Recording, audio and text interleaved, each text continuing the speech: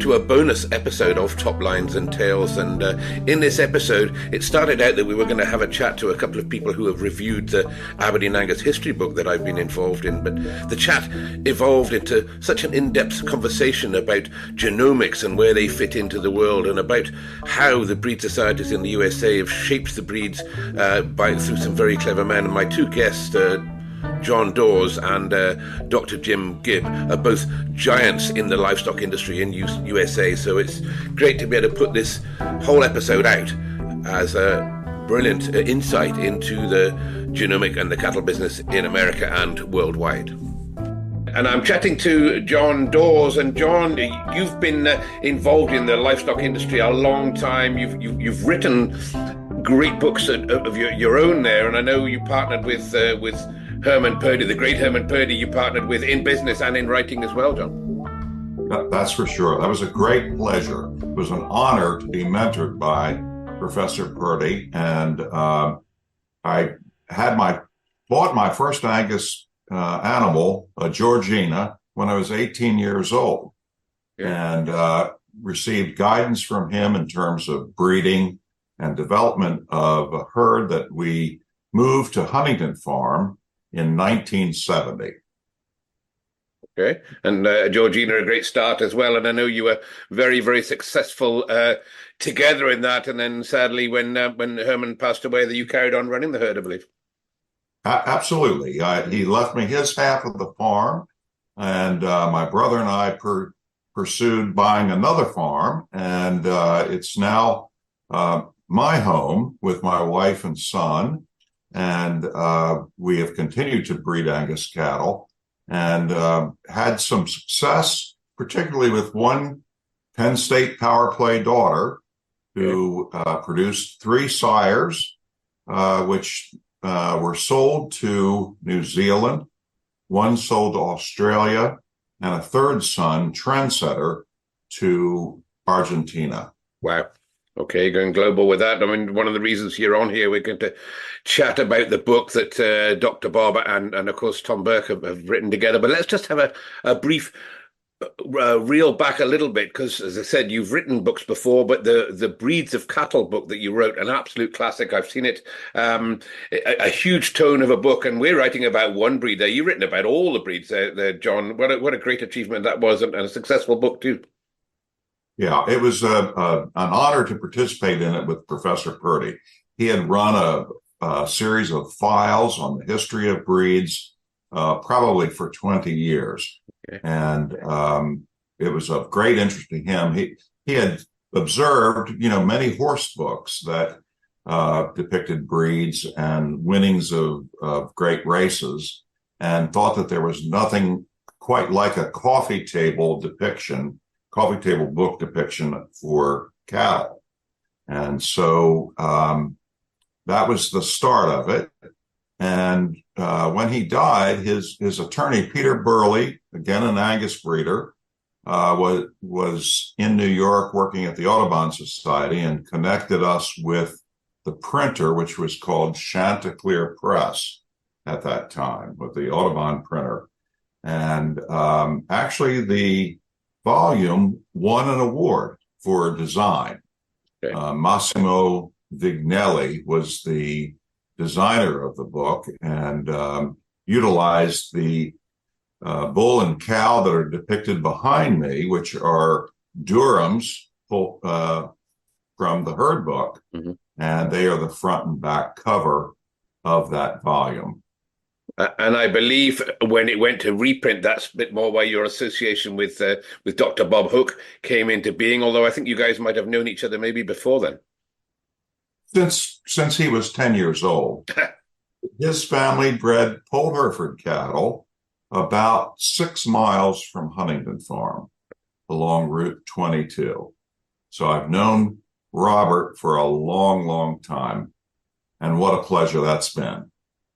Indeed, and I've only known him recently, but a pleasure. You're dead right there. And the breeds of cattle, he got involved with that to write a reprint of that, and of course that would have given him a lot of good grounding into getting to start writing on his own right.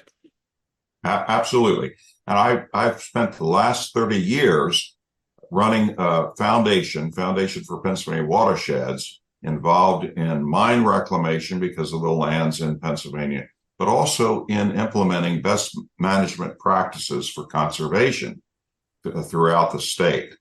And having a very much a full-time job, I needed Robert's expertise and knowledge in order to update it and make it current.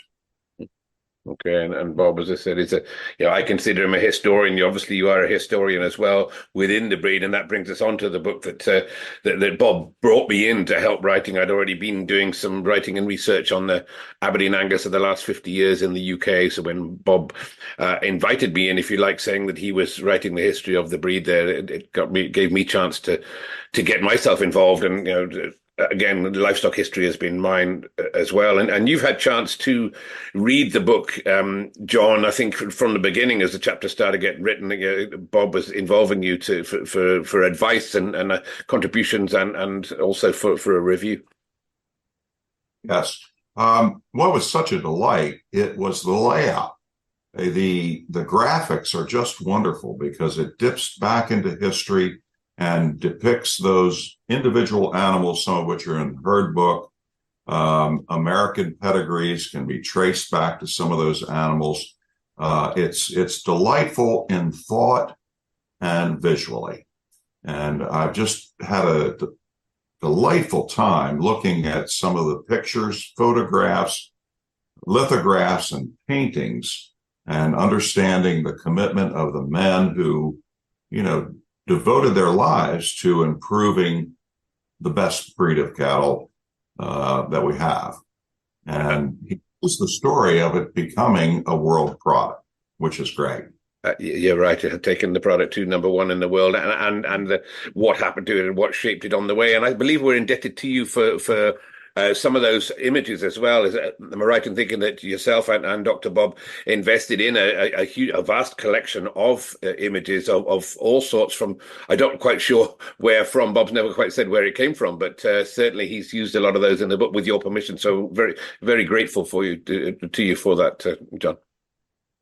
Yes, my wife and I own an original copy of Professor David Lowe's Breeds of Livestock of the British Isles. It's a 2-volume set from the 1850s, and that has been, the base of the collection. And of course, we've added to that as well. Mm-hmm. Yeah, another great book that I've seen but never owned, and a great thing to own. But the use of these images, I believe, is what's brought this book of ours to life. I think just words or just black and white prints is something, but there's images of all sorts and from all sorts of places, and a lot of these have never seen the light of day before. Well, that's true. That's true, and I think it's a particular delight to American breeders who may not know all of the Scottish history that is in that book, in the volume. Another thing, which is very personal, but it reminded me of previous trips to Scotland made with my family to Ballindalloch Castle, mm-hmm. and, meeting the stewards there, Lady Claire Russell, had us to lunch, and she's very committed to perpetuating the breed there. And, that was a great reminder of that experience. Okay. Prior to that, I had been to Coolseen Castle, traveling with Professor Purdy. And, that struck a chord in terms of memories of when the Eisenhowers were Angus breeders in the state of Pennsylvania. There was a wonderful time for Penn State University when Professor Purdy taught there with Milton Eisenhower as the president of the university, having the retired president of the United States breeding Angus cattle in Gettysburg, not far from the university. It was a remarkable time for Angus cattle and for the citizens of Pennsylvania. We recently spoke to Glenn Clipperstein, and he mentioned a trip that he made to see Eisenhower while he was president there, and it's fantastic, as he rightly said, the fact that so many influential world leaders and royalty have been involved in the Angus breed, and some of them have become influential people because they bred Angus. Some of them are influential people have gone to breeding Angus because they are the world number one breed. So it's a great association we have with some of the legends of the world history. That's right. And that includes the Queen Mother, who bred Angus cattle at her Castle May, MEY. Martin Leslie, the factor for the Queen, contacted me on a trip there and asked if I would like to present a copy of Breeds of Cattle to the Queen at the Smithfield show. And of course I said, I certainly would. Can I ask you what year that was, John? Because I was steward at the Royal Smithfield show in its last year, and I've had a long involvement with the Royal Smithfield show. So can you remember when that was? I believe it was about 1990. Okay. Maybe 90. And so I did not know, protocol with the British family, but she took my hand in two of hers. And the first thing she asked me was, what happened to Purdy? Because she had died. And it was very, very moving, for me, that they had, a friendship. Certainly, the Queen Mother, huge interest, and I've met the Queen Mother many times through my association with Smithfield, and a fantastic interest and a patron she was, of course, within the breed. And a lot of these things are covered in the book, and there's contributions of yours as well, John, I believe, towards the book too. So I'm grateful to you on that. Thank you. Thanks for including me. And we're going to talk to Jim Gibb, who I believe you'll know well, and Jim, of course, has also been involved in reviewing the book, of which you kindly have as well, and given us great reviews on it. And Jim, it's nice to speak to you.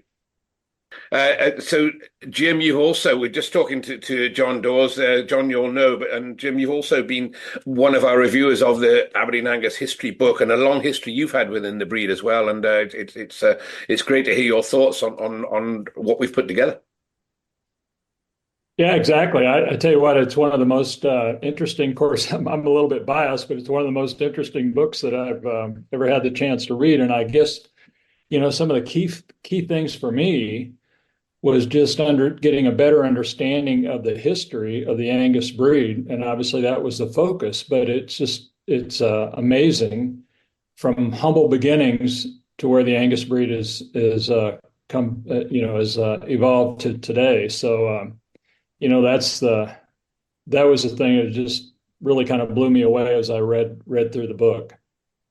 And I was just saying is then gaining the respect for the early breeders and even back in the 1800s when they were actually doing some weight trials and growth trials.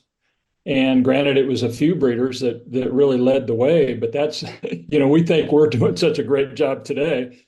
Well, those early breeders obviously had more, had tremendous foresight on what needed to be done to advance the black cattle, and it was, and then, gosh, how they fought through so many barriers in order to become successful as breeders and have such a huge impact. It's just pretty amazing.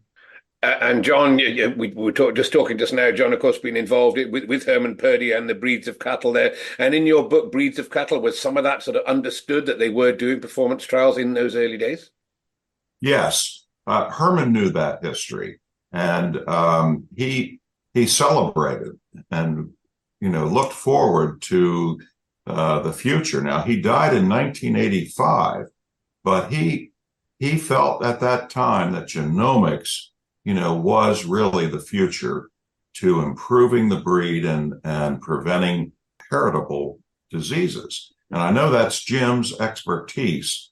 And, I salute him for carrying on a great body of that work. And Jim, would that be right there that Herman Purdy would be a original mentor of yours getting into the top of the business where you got to in the genomics? Oh, absolutely. Herman was always ahead of the game. And he was a tremendous visionary, and certainly someone that I looked up to for, since I was quite young. And the book, I mean, we won't say it stands up to the breeds of cattle. We've yet to see whether it has anywhere near successful as the book of the breeds of cattle. But again, a book like that Dr. Bob and Dr. Bob's on the call here somewhere that got involved with. I mean, that's good grounding from the pair of you guys and your input as well, Jim, to come up with what we've come up with. Well, I would argue that the Angus book is an improvement on breeds of cattle because it goes in depth and it's visually more delightful because each of those sidebars provides an opportunity for further research and for the reader to go down a path, perhaps about expositions in America, about the land grant system. There's just such wonderful ideas that can be pursued through reading it. And I think it's very contemporary in that, Lapham's Quarterly, which is analogous in format, it appeals to the modern reader. Everybody likes a short essay, a blip of material, and an opportunity to pursue another train of thought. I think Bob and I would agree that one of the reasons, or one of our remits for writing this book, was we didn't want to write another Barclay and Keith, just an almanac, if you like, of the breed. We wanted to make sure it was something that anybody could read, and I think that's come over the fact that my granny or grandchildren could pick that book up and open at any page and find something interesting to read without being bamboozled with pictures after pictures of cows. Exactly. I'd agree with that 100%, Andy. You did a wonderful job, and I guess what amazed me is just the dedication that those early breeders had, and how some of them, like I said before, even had performance testing programs back in the 1800s. I mean, I hate to just keep harping on that, but we think we're so innovative, and there were some just brilliant breeders back in those days.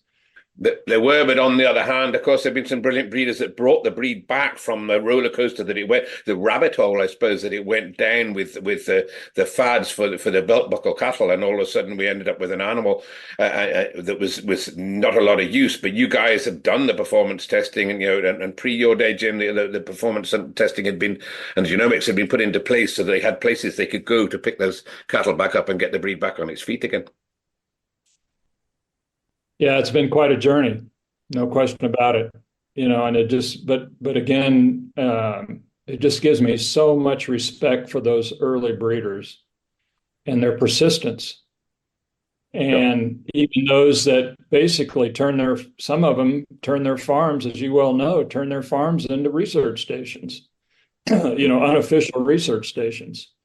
At very little gain at the time. The likes of Jim Lingle and Willie McLaren in Scotland were recording animals long before there was any gain for that. They were doing it for themselves, weren't they? Really, they weren't doing it for commercial reasons. I mean, Jim Lingle was going the opposite direction to everybody else at one time. Exactly. It's very unselfish. And John, have you got any more to add? Otherwise, we'll drop you off and I'll just bring Bob in if that's okay. Thanks for your time. No, that's fine. And I thank you for the opportunity to participate in this podcast. Well, that's very kind of you. And thanks for your kind words regarding the book there, John. Delightful. Thank you. Okay. Likewise. Thank you, Andy. And Bob, we're having a quick chat with Jim, and believe you and Jim go back a long way, as you had with John. And there's been, Jim has done a huge amount of research, and a doctor, you're both doctors for that matter. His work in the genomics has been unbelievable in the recent years, Bob. Well, Jim was started at NCBA when they were doing the meat animal tenderness project. I might not have that title exactly right. And they did the initial genomics work and discovery. And then he got with Simmental and Jerry Lipsey. And he headed a company that was, as far as I know, was the first to commercialize genomics. And so, he was the ground floor. He was it.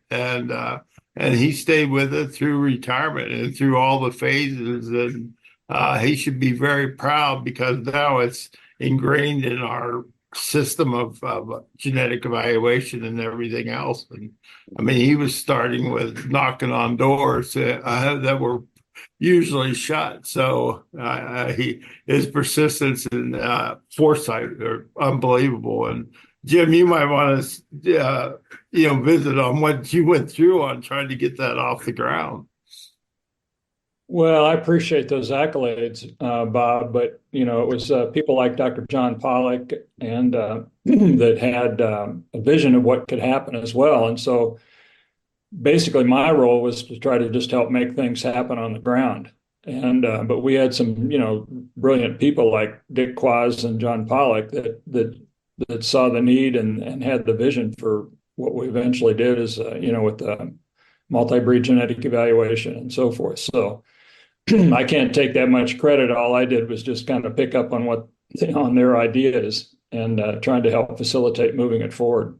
And I certainly know, Jim, that Bob has told me that you've been his go-to man on the genomics, and going back and writing the history of that. He's called on both yourself and John for some of that history. So we're greatly indebted for your input there. Well, we had a project that Dr. Pollock actually started with the Bell Ranch in New Mexico.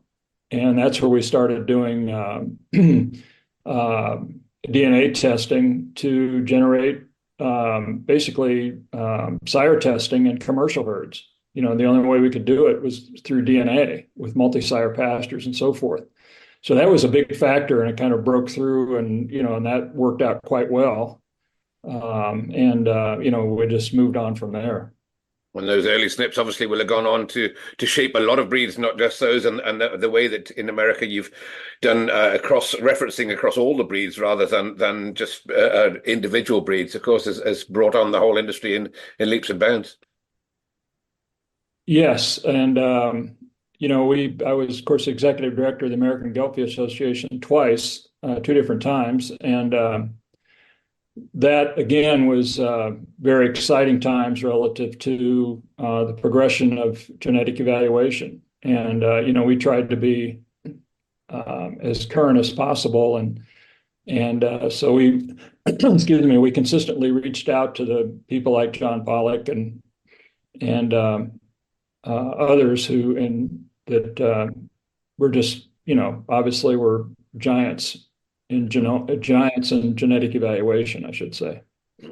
And do you believe that early work there would have, well, I know that early work there would have had a huge influence on shaping all those breeds and especially the Angus breed as well? Yeah, absolutely. Well, I can't take too much credit for what the Angus Association did. The Angus Association kind of led the way from a standpoint of the various breed associations relative to sire evaluation. I can remember as a graduate student when the first sire evaluation report came out from the Angus Association, I was just over the top. I was truly excited about it. And obviously, having an opportunity to participate in trying to advance that technology was very rewarding, but there are certainly a lot of very, very strong people or intelligent people and visionary people that help move that whole national genetic evaluation process forward to now where we've got multi-breed genetic evaluation. And it's, if you look at what's going on with the various breeds, for example, Simmental has 15 traits now that are included in their genetic evaluation. Angus has 19 traits included in their genetic genomic enhanced EPDs, and Hereford has 17 traits. And there are multiple indexes that go with those as well. Mm-hmm. So to see how far we've come just in, the last 15, 20 years is pretty amazing. And it's due to some, real commitment from some of the geneticists that are practical geneticists. In other words, you had to have both the technical geneticists and practical geneticists to take the technology to the producers, and that's actually worked out quite well. I'd say that transition and the ability for again for the scientists to develop the technology, and then the folks who could could basically implement the technology, it was extremely important as well. And so all that's kind of coalesced to where we are today.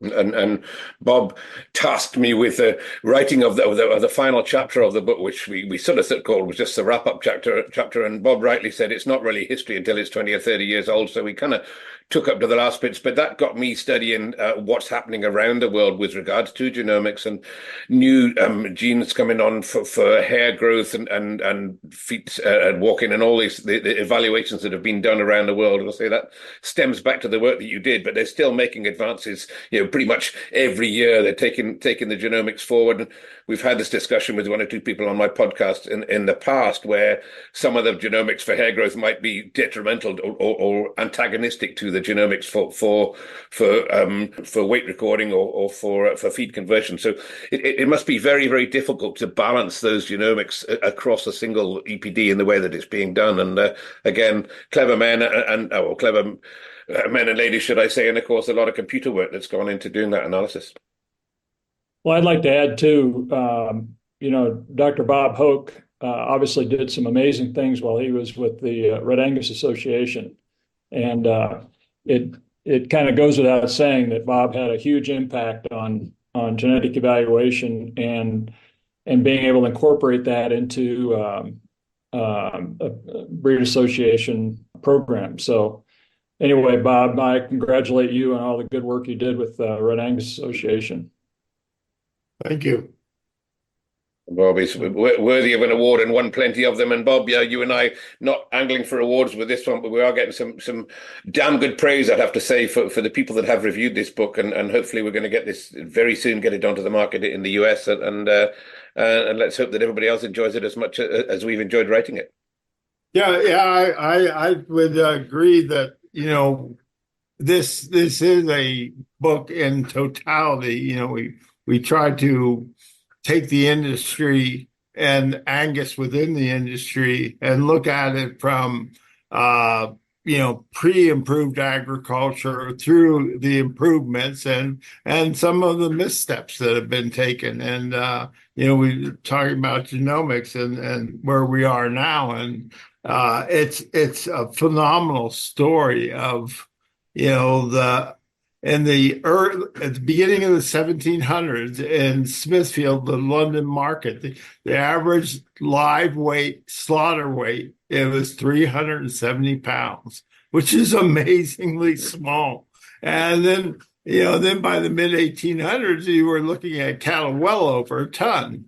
And I mean, this is phenomenal what has been done, and the brilliant minds, and gosh, it's so fascinating, all the brilliance, all the aspects that were involved, from drainage of land. I mean, gosh, it was all kinds of wonderful minds came together and coalesced, and quantitative geneticists, that came together in the 20s. And gosh, it was it's such a great story. It's a great story of when groups of brilliance come together and we take giant leaps forward. Mm-hmm. And that's fun. That's just really fun stuff to study and research and learn about.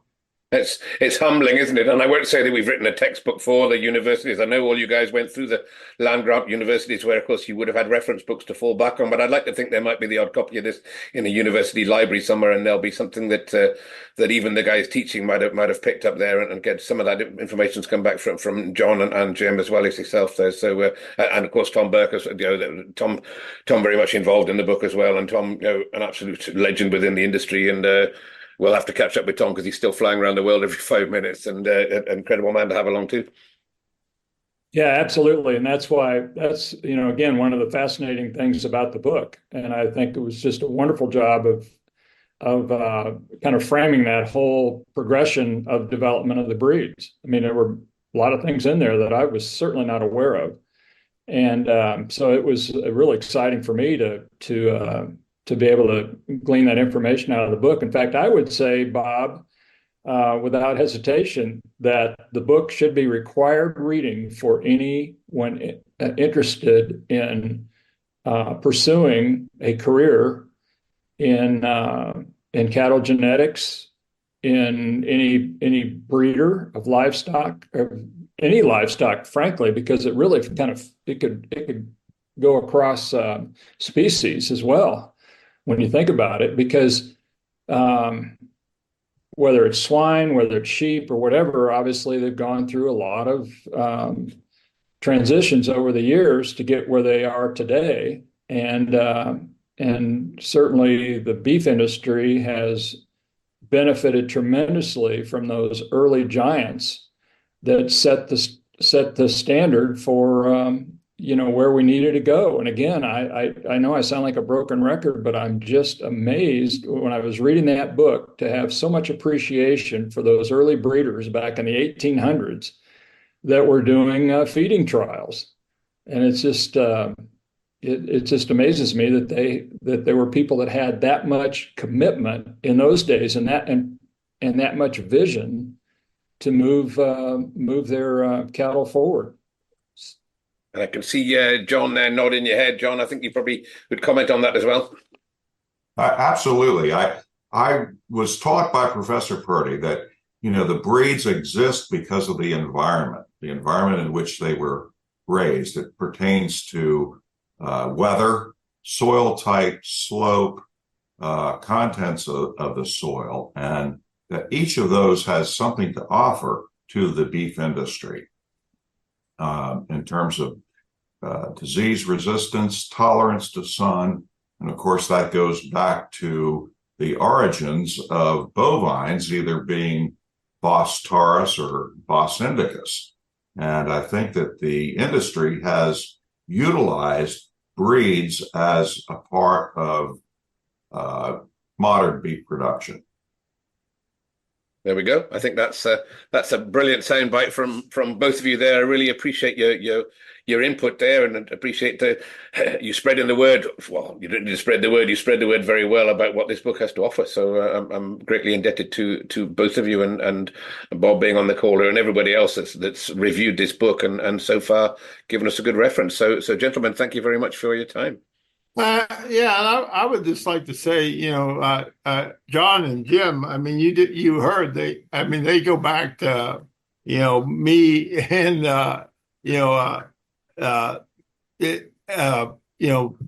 in the high school and, way back. So these are two mentors of mine, and it's just so fun that they've developed into friends over time. And, they're just some great people, and I truly appreciate the friendship and their mentorship when I was younger was critical. So these are two great gentlemen we've had on. I was just going to say, as a sidebar to what Bob said, I first met Bob when he was a member of the Junior Charolais Association, and I was a graduate student at Colorado State University, and we were hosting the National Junior Charolais Association show and conference in Fort Collins, Colorado. And that's when I first met Bob. And we've been good friends ever since. Bob, as I said, you keep some good friends, and I'm privileged to think that I'm one of those as well now. So my association with you has been fantastic, and the way you've introduced me to some wonderful people involved in the breed there as can only give me advancement as well. So again, thank you very much to you gentlemen there for having a chat with us today on this podcast.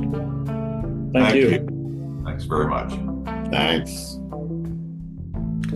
Thanks for listening to this bonus episode of Top Lines and Tales, and I hope you found that interesting, not just about the book that we're writing, but the knowledge and the depth of knowledge that you can see that these great guests that I've had on this episode really do portray. So thank you very much for listening to that, and don't forget we're sponsored by Harbro. Harbro, of course, suppliers and manufacturers of high-quality nutrition and nutritional advice, and you'll find Harbro on the internet, or contact your local representative to find out what Harbro can do to enhance your livestock business.